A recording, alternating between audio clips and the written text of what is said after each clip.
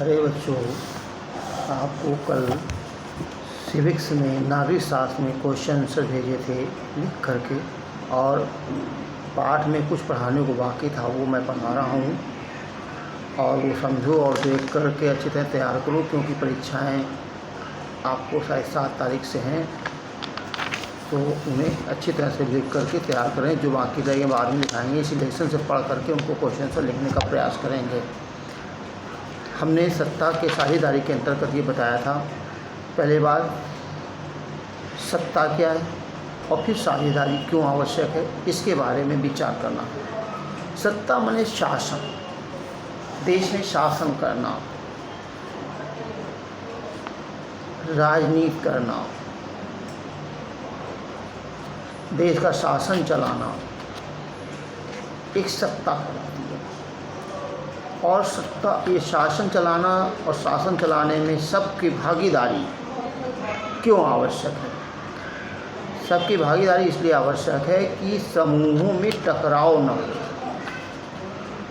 हो। समूहों में टकराव को दूर करने के लिए सत्ता में साझेदारी आवश्यक है। इस लेसन में बेल्जियम और श्रीलंका के बारे में, 2 देशों के बारे में आपको पढ़ाया था और कहा था आगे पढ़ाएंगे। श्रीलंका हमारा कब आज़ाद हुआ? जैसे हमारा देश 15 अगस्त 1947 को आज़ाद हुआ था, 1947 में। ऐसे ही श्रीलंका 1948 में अंग्रेज़ों से आज़ाद हुआ था। तो यहाँ पर श्रीलंका और बेल्जियम एक देश है। दोनों देशों के बारे में यहाँ पर बताया गया है कि इन देशों में सत्ता के बंटवारे को लेकर के किस तरह संघर्ष हुआ, और यदि सत्ता का बंटवारा न होता, साझेदारी न की जाती, तो क्या यहाँ संघर्ष विराम होता? ये विचारणी है। तो इस तरह ये दोनों पक्ष हमने कहा था, दोनों देशों के बारे में आप पढ़ेंगे। पेज नंबर 156 और 157 पर लिखा हुआ है, श्रीलंका बहुसंख्यकवाद और बेल्जियम में साझेदारी, बेल्जियम की समझदारी, ये दोनों पढ़ना है। पहले पॉइंट हमने पढ़ाया था, आज हम इसी के आगे चर्चा करने जा रहे हैं। एक्स्ट्रा शॉर्ट में पहले देखें कि भारत के संविधान में इसकी व्यवस्था नहीं है। क्या व्यवस्था नहीं है? कि वर्ग विशेष या जाति समूह पर आधारित प्रतिनिधित्व नहीं पाया जाता, कि ब्राह्मण हैं इतने हैं तो इतने ब्राह्मणों के यहाँ प्रतिनिधि होने चाहिए, इतने मुसलमान हैं तो इतने मुसलमानों के प्रतिनिधि होने चाहिए। ऐसे समुदायों की यहाँ पर राजनीति नहीं है। अब इसी बात को लेकर के आगे क्या कह रहे हैं, बेल्जियम में समुदाय विशेष की भावनाओं को विशेष ध्यान रखा गया है। दिए गए चित्र में बेल्जियम की एक बस्ती का पता अंकित है। स्थान, नाम और दिशा की जानकारी फ्रेंच और डच दोनों भाषाओं में दी गई है। अखबारनामा क्या लिखता है कि कोई एक अखबार पूरे हफ्ते भर पढ़े, फिर युद्धों और लड़ाइयों की खबरों की कतरने उन्हें उनके हिस्से टुकड़े काट कर जमा करे। 5-5 छात्रों के 2 समूह एक साथ ये काम कर सकते हैं। फिर दोनों समूह अपनी सारी कतरन साथ मिलाकर कुछ इस तरह से काम कर सकते हैं। क्या? सारे झगड़ों को एक स्थान, अपने प्रदेश, देश से बाहर के हिसाब से वर्गीकृत करें। इन टकरावों के कारण जानने की कोशिश करें।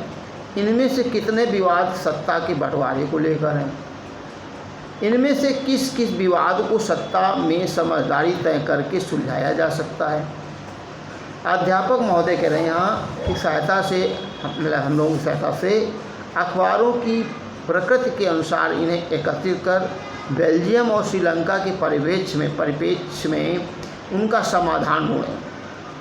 परिस्थिति के अनुसार अन्य साधन भी ढूंढे जा सकते हैं, वो फिर आपको बाद में, पहले कोर्स के आधार पर चलेंगे। अब सत्ता की साझेदारी क्यों आवश्यक है? मैंने पहले ही पॉइंट बताया था कि समूहों में टकराव को रोकने के लिए सत्ता की साझेदारी आवश्यक है। अब यहाँ देखिए क्या लिखते हैं, सत्ता की साझेदारी इसलिए ज़रूरी है क्योंकि सत्ता के बंटवारे से समूहों में टकराव की आशंका होती है। सत्ता के बंटवारे से, अब देखिए बंटवारे से भी होती है और ना बंटवारा क्या है तब भी होती है। अब कैसे इसमें कम ज़्यादा सोच विचार ये कहते टकराव की आशंका कम होती है। यहाँ लिखा बंटवारे में समूह के टकराव की आशंका कम होती है। लोकतंत्र में अपनी भागीदारी के माध्यम से विभिन्न समूह शासन व्यवस्था से जुड़े रहते हैं। यदि बहुसंख्यक समूह की इच्छा को शेष सभी पर थोपा जाए तो इससे सदैव टकराव की स्थिति बनी रहती है। देश की एकता और अखंडता के लिए स्थिति घातक होती है। बहुसंख्यकों की मनमानी अल्पसंख्यकों के अस्तित्व को ही खत्म कर देती है। इसलिए सत्ता में साझेदारी का होना अत्यधिक आवश्यक है। ये राजनीतिक व्यवस्था को स्थायित्व प्रदान करता है। कि ध्यान दें कि टकराव की स्थिति बनी रहती है। शेष यदि न किया जाए तो बहुसंख्यक समूह की इच्छा शेष पर थोपा जाए तो क्या टकराव होगा। कहने का मतलब अधिक संख्या में जो लोग हों और कम संख्या में हों। अधिक संख्या वाले लोग क्या करेंगे, कम संख्या वालों को दबाने का प्रयास करेंगे। जब दबाने का प्रयास करेंगे तो क्या होगा, टकराव की स्थिति बनी रहेगी। तो बहुसंख्यकों की मनमानी अल्पसंख्यकों के अस्तित्व को खत्म कर देती है। इसलिए सत्ता में साझेदारी का होना अत्यधिक आवश्यक है। ये राजनीतिक व्यवस्था को स्थायित्व प्रदान करता है। कहते हैं लाभ हानि का सावधानीपूर्वक आकलन करके लिया गया निर्णय युक्त परक कहलाता है। पूर्ण रूप से नैतिकता पर आधारित निर्णय प्रायः इसके विपरीत होता है। कहते हैं पूर्ण रूप से नैतिकता पर आधारित निर्णय प्रायः इसके विपरीत होता है। क्या समझ में आया, क्या जाना। अब देखिए, एनिते बेल्जियम के उत्तरी इलाके के एक डच माध्यम के स्कूल में पढ़ाती हैं। एनिते नाम की लेडीज अध्यापिका महोदय हैं। वो एक डच भाषा के माध्यम से लोगों को पढ़ाती हैं। फ्रेंच बोलने वाले उसके अनेक स्कूल साथी चाहते हैं कि पढ़ाई फ्रेंच में ही हो। फ्रेंच बोलने वाले क्या चाहेंगे, वो फ्रेंच में पढ़ाएं। सेल्वी श्रीलंका की राजधानी कोलंबो में स्कूल में पढ़ती है। वह उसके स्कूल के बहुत से दोस्त तमिल भाषी हैं, तो उसके माता पिता पढ़ाई का माध्यम तमिल में ही रखना चाहते हैं। आप दोनों स्थितियां देखिए।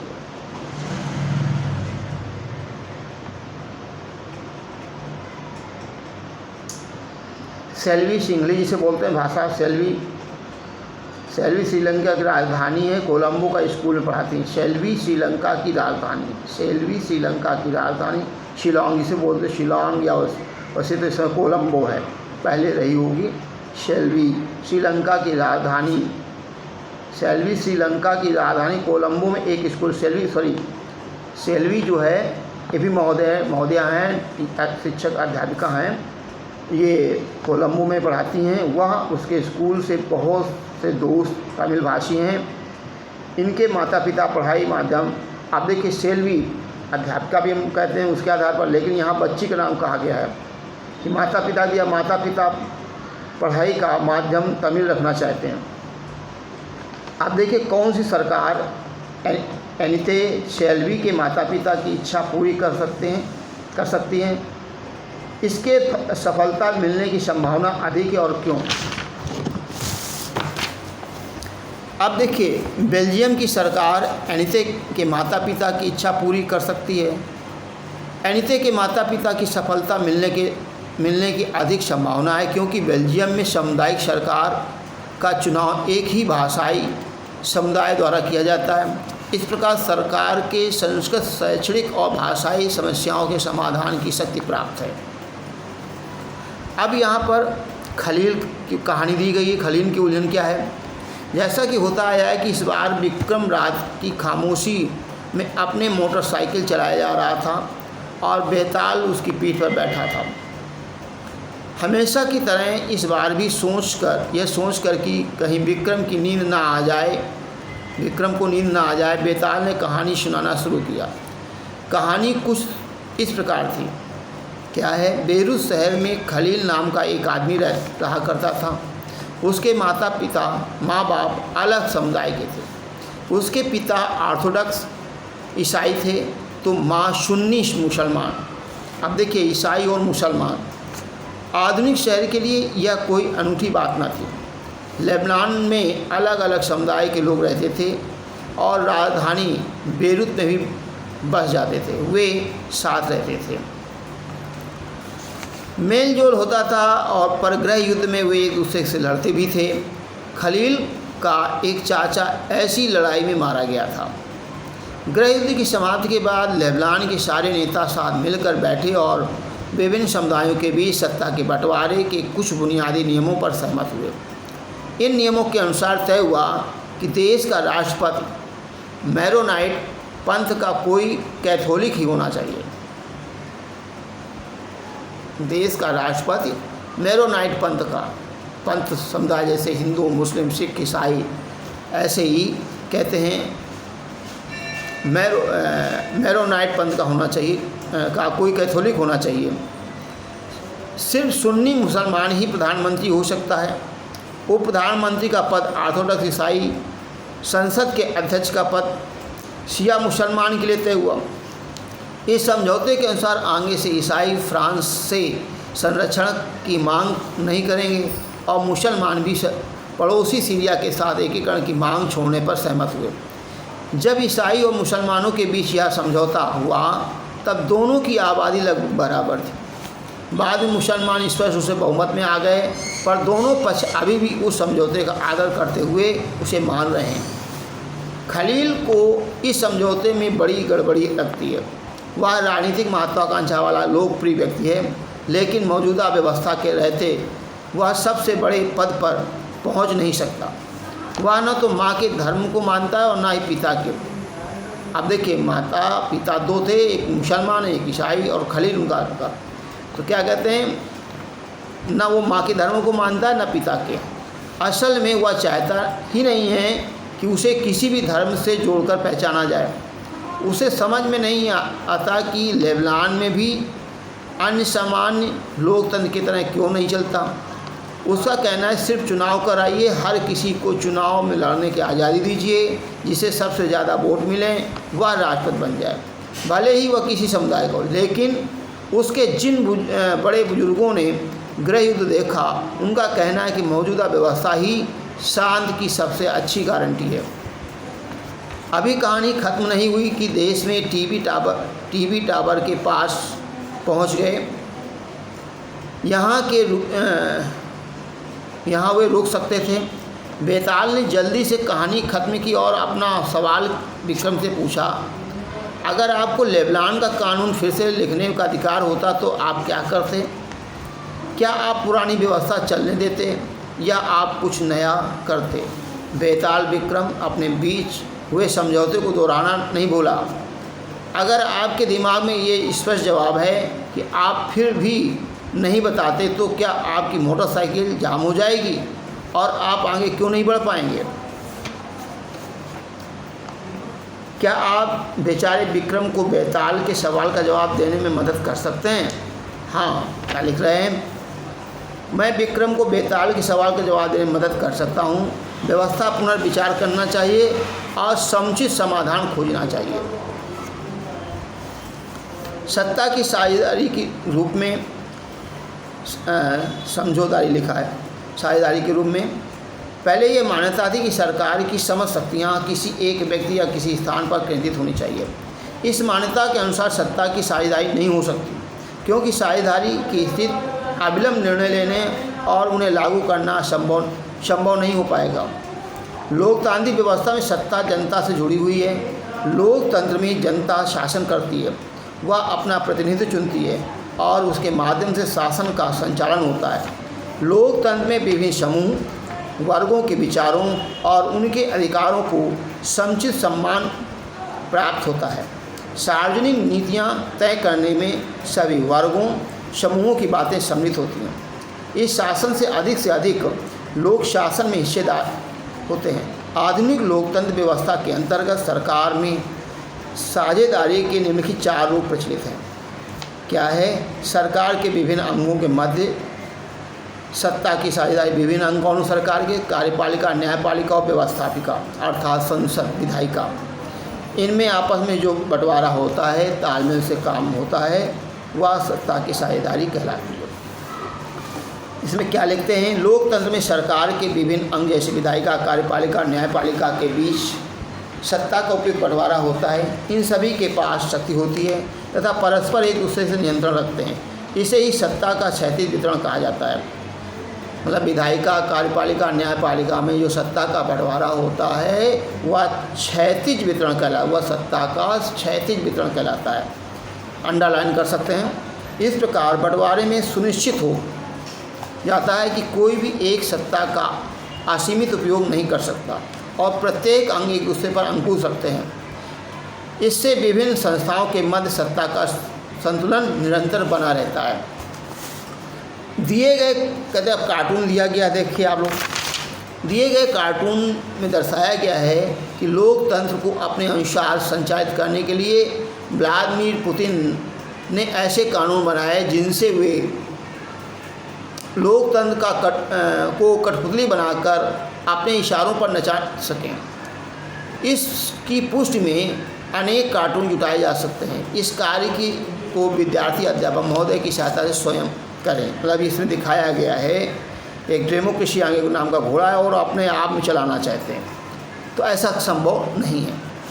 सरकार के मध्य विभिन्न स्तरों पर सत्ता की साझेदारी, इसके अंदर सत्ता का विभाजन केंद्रीय और राज्य सरकारों के बीच जब होता है तो वह ऊर्ध्वाधर सत्ता का विभाजन कहलाता है, साझेदारी कहलाती है। जब सत्ता का बंटवारा या साझेदारी केंद्र सरकार और राज्य सरकारों के मध्य होती है तो यह ऊर्ध्वाधर सत्ता का विभाजन कहलाता है या साझेदारी कहलाती है। साझेदारी की शक्ति का ऊर्ध्वाधर वितरण भी कह सकते हैं।